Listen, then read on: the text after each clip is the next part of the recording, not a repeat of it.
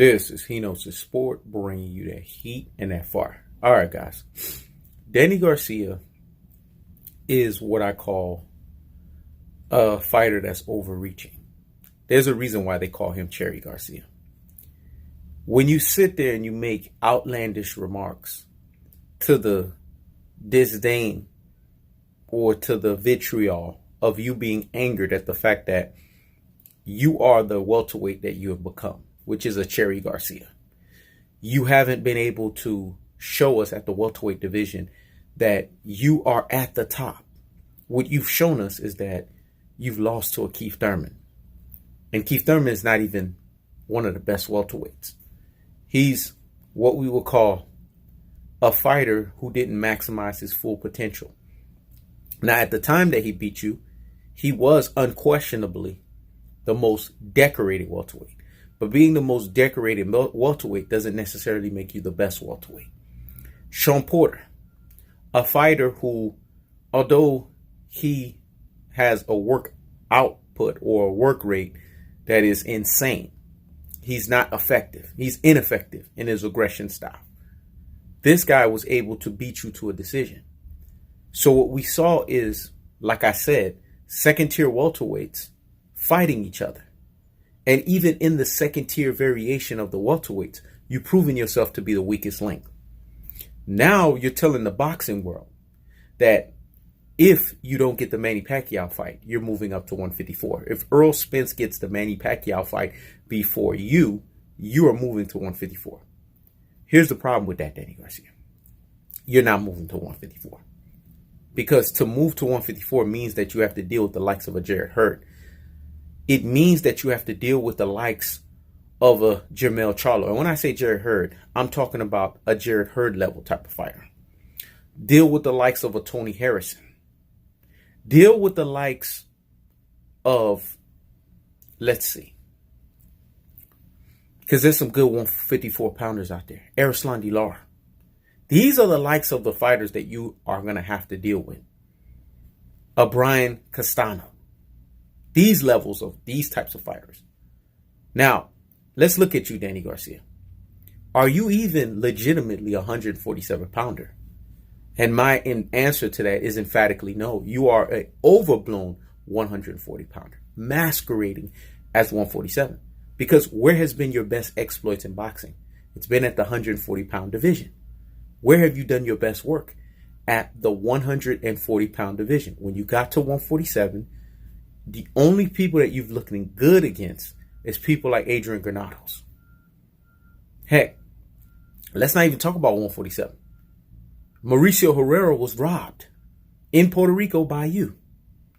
You have a lot of mired controversies associated even with yourself. Lamont Peterson, a lot of people felt he won that fight. So again, Danny Garcia, what are you talking about when you say if Errol Spence gets the Manny Pacquiao fight, you're leaving 147, you're going to 154? I call that the Cherry Garcia bluff. Let me say it again. I call it the Cherry Garcia bluff because Danny Garcia is bluffing. And I'm calling your bluff out. Because like I said, how can you measure up against these 154 pounders that are currently in the division? And when I look at you and I'm visualizing you in the ring with these other 154 pounders, I see you getting stopped. I see you lacking the power because your power is not translating at 147. You didn't drop Keith Thurman. You didn't drop Shawn Porter. Any elite 147 pounder, you didn't drop them. The only people you've dropped was Adrian Granados, who's not technically 147. He's really a 140 pounder. And then look who you're fighting this weekend. Ivan Redkach. A guy who may potentially upset you because since the whole Tony Harrison debacle in December of 2018, we've been seeing a lot of upsets in boxing. You may very well be upset. So what people have to understand, and this is the cardinal rule when it comes to the sport of boxing, Danny Garcia, focus on the opponent that's in front of you. Because bottom line, you're not that good for you to be sitting here telling us the forecast of what's going to happen in terms of you potentially moving up to 154, which I've already deemed it as not one, not two, but remember the number 3 of confirmation, which is the Cherry Garcia bluff. You're not going to 154. You're going to park your Cherry Garcia self right where you belong, which is 147. That's your truest and your most properest levels. And you're going to wait for the winner of Spence and Pacquiao. And then you will be picked on. That's how it rolls. Remember, what do you have to bring to the table in order for you to make a decision of that epic proportion and that epic magnitude? You have nothing. Your decision making is worse than a Shawn Porter, because at least Shawn Porter got beat by Errol Spence, and Shawn Porter has more cachet in terms of what he brings to the table because of his fight style. You, on the other hand, you've been revealed as a flat-footed, don't let his hands go, right hand, left hook, right hand, left hook, right hand, left hook type of fighter. So again, what do you bring to the table? Now, I understand you bring some level of marketability, and I understand that you can sell fights. But that's it. That's where the buck stops with you. Other than that, you have no room to talk because you don't have a strap. So Danny Garcia, higgity hush. Now let's get on to the next topic. What people need to understand as boxing fans is the term ducking. We talked about this yesterday in the debunking the double standards associated with boxing. Ducking is a overused and over-glamorized terminology. Let me say it again. It's an overused and an over-glamorizing terminology. And the reason being is because people look at the ducking terminology from a beta boy standpoint. And what do I mean when I say beta boy standpoint? Oh, he's ducking the guy because, he doesn't want to fight him. No, that's not how it works. You have to look at the defining details in order for you to determine what a blatant duck is. What is a blatant duck? Terence Crawford and Shawn Porter. Why? Because the man came out of his mouth and said, we're not interested in that fight. Please do not mention that name. When you beg another male, grown-ass male, who's an announcer, on a grown-ass fighter, who's another grown-ass male, that you're begging to say, I don't want the fight, and please don't mention that name. You're basically telling us that you do not want free smoke or fade from that fighter. You realize the potential danger that this fighter presents in a square circle, and you don't want none of those problems. You realize that your boxing style is built for that fighter to do serious harm and serious damage to you, because you know you can't outbox them, and you're going to have to stay in a phone booth with that fighter.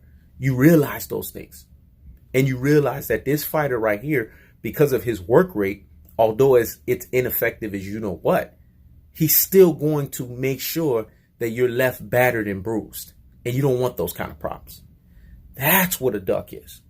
When you hear Terence Crawford comes out and says, Shawn Porter does not have a belt, that's a common term of ducking. When fighters say this stuff, it's because what they're trying to do is they're trying to put it out there that the fighter needs a roadblock in order for them to be able to fight them. But here's the problem. Shawn Porter has proven himself against the upper echelon of the welterweight division in terms of not winning, but at least making it an exciting fight. And because he's able to do this, this makes him the ultimate gatekeeper. So hence, he's a litmus test. And Terence Crawford, if you want to prove yourself as a welterweight and you don't want to duck, this is the guy that you need to fight. See, this is what fight fans don't want to tell you. This is what Budman fans don't want to tell you. This is what Terence Crawford fanboy man crushers don't want to tell you. That Terence Crawford is continuously ducking Shawn Porter. That is what blatant ducking is. Ducking is not just saying the word, oh, he's ducking him. Or ignorantly from the delusions of an ibuprofen Cinnamon Alvarez fanboy. Oh, Jamal Charlo, he ducked Canelo Alvarez because he didn't take the offer. That's not ducking. That is the delusions of a Cinnamon Alvarez fanboy in an ibuprofen level that's telling you that ducking is associated based on inconclusive evidence. How can you go by that? But Terence Crawford and his ducking for Shawn Porter, that is conclusive evidence. You know why? Because he, out of his own mouth, said, we're not interested in that fight. Please don't mention that fighter's name anymore. And then turned around and said the fighter does not have a belt. That is two terminologies that you can basically translate as blatant what? Ducking. That is what ducking is. That's the definition. When you find loopholes and you find continuous ways to remove yourself from a fight that's supposed to happen, that fight fans are clamoring for, that is a duck. When you're constantly setting up roadblocks to get yourself away from the fight because you understand the level of fight that you're in, that's a duck. When you sit there and you call out the upper echelon in the division and somebody is finally ready and willing to accept the bell and single you out, and yet you do this, you bark like a freaking chihuahua, that's a duck. That is what ducking means in boxing. And don't let nobody tell you otherwise. This is Hino's Sport. Checking out.